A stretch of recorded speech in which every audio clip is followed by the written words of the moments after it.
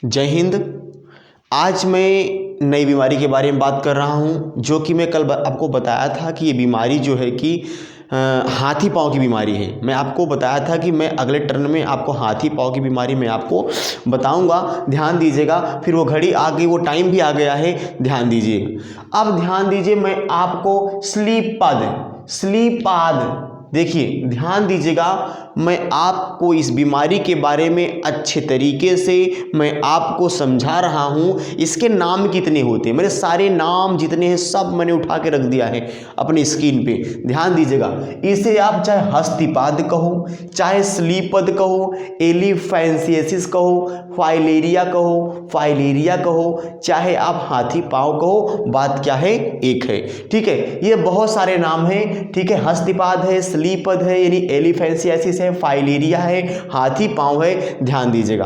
अक्सर ये जनन अंग और अधिक से अधिक ये पैरों में होते हैं, इंसान के पैरों में होते हैं। ये लिम्फॉइड ऑर्गन में यानी लसिकाभ अंग में पाए जाते हैं, ध्यान दीजिएगा। इनको फैलाता कौन है, मैं आपको बताया था, जो कृमि होते हैं वो ही फैलाते हैं। ये एक प्रकार का वार्म डिजीज है।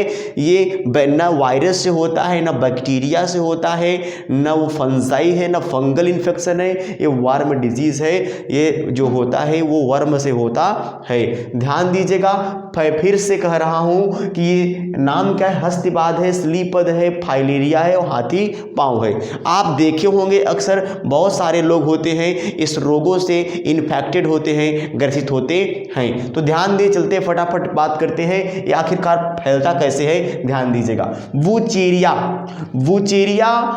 आप देखते हैं, मैं आपको बताया वुचेरिया एक प्रकार का क्या है, कृमि है।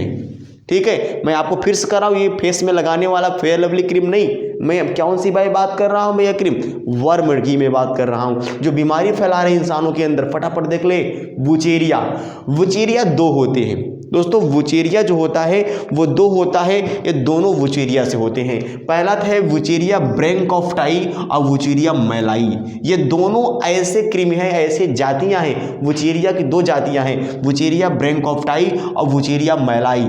इन्हीं दोनों लोग ये हस्तिपाद, स्लीपाद या फाइलेरिया या हाथी पाँव को कॉस्ट करते हैं, संक्रमित करते हैं। तो ध्यान दीजिएगा, फिर से आप याद कर लीजिए, वुचेरिया यानी वुचेरिया ब्रैंकोफ्टाई, वुचेरिया मैलाई, यही क्या करते हैं, इंसान को ये हाथी पाँव की रोग को फैला देते हैं, बीमारी को फैला देते हैं। ध्यान दीजिएगा दोस्तों, ये लसिका कोशिकाओं को, ध्यान दीजिएगा, लसिका वाहिकाओं, जो लिम्फाइड ऑर्गन होते हैं, तो लसिका वाहिकाओं में धीरे धीरे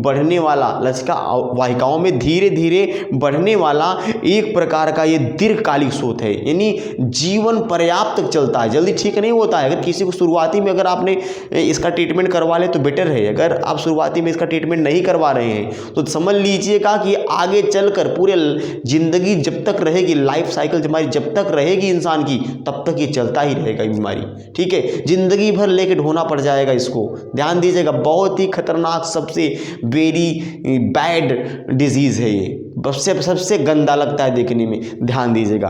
तो अब ये धीरे धीरे, और दोस्तों चलिए बात करते हैं ये संक्रमण ये फैलता किससे है। ठीक है, अगर हम संक्रमण की बात कर लें, ठीक है, संक्रमण की बात कर लें, ये इन्फेक्शन कैसे होता है, ध्यान दीजिएगा दोस्तों।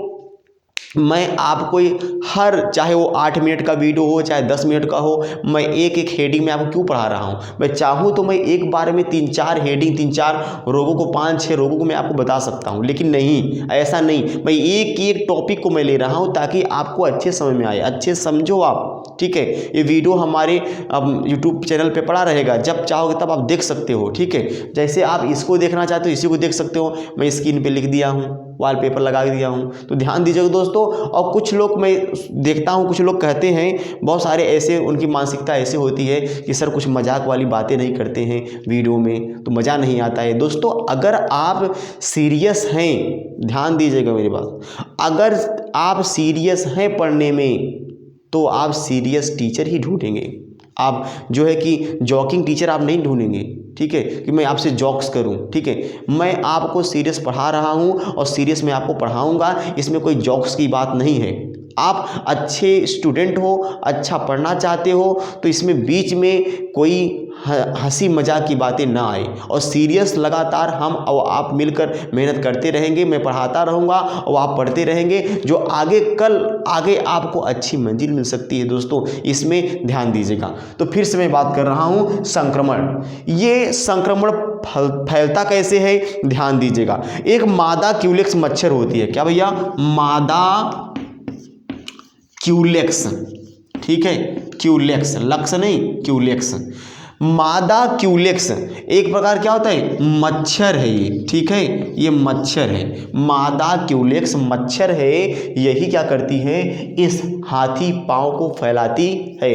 मैं आपको पहले कहा था, मलेरिया में आपको बताया था कि मच्छरों से सावधान, बेवर्स ऑफ मॉस्किटो, मच्छरों से सावधान रहो हमेशा, ठीक है, क्योंकि कुछ भी कर सकते हैं, ठीक है। तो मादा क्यूलेक्स जो मच्छर होता है, यही रोगों का वाहक होता है, यही क्या होता है, फैलाता है, ठीक है, ध्यान दीजिएगा। इसके संक्रमण से पैरों में शोथ व जनन अंग में भारी जो जनन अंग होते हैं वो भारी विपदा आ जाती है। मतलब कि जो जनन अंग होते हैं और जो पैर के जो ऑर्गन होते हैं, अक्सर ये पैर में ही होता है, ठीक है, उसमें क्या होता है, लिम्फॉइड ऑर्गन्स हैं, ठीक है, वाहिकाएं पाई जाती हैं, तो इसलिए पैर में अधिक होता है, ठीक है। तो ये एक प्रकार से बहुत ही खतरनाक, बहुत ही डेंजरस, बहुत ही भद्दा बीमारी है दोस्तों। तो इसको आप छोटे छोटे बीमारियों को हम बात करते रहेंगे, क्योंकि हाथी पांव जैसी बीमारियां इंसान को पूरे जीवन तक, जैसे कैंसर हो गया, हाथी पांव हो गया, और बहुत सारे ऐसे कुछ बीमारी हैं, जैसे कि इधर की गला की बीमारी हो गई, बहुत सारी से कुछ बीमारियां हैं कि जो जीवन पर्याप्त दीर्घकालिक बीमारियां, जो लंबी समय तक, जब तक इंसान डेड नहीं होता, जब तक मृत्यु नहीं होती है, तब तक चलती रहती है। इसलिए इंसान को, ह्यूमन बॉडी को हमेशा बचा कर रहना चाहिए। तो दोस्तों ऐसे बीमारियां हम आपके बीच में लाते रहेंगे। और कल मैं बात करूंगा दाद, रिंग वर्म डिजीज, मैं दाद की मैं बात करूंगा। अक्सर सबसे ज्यादा बीमारी फैलाने वाला दाद ही है।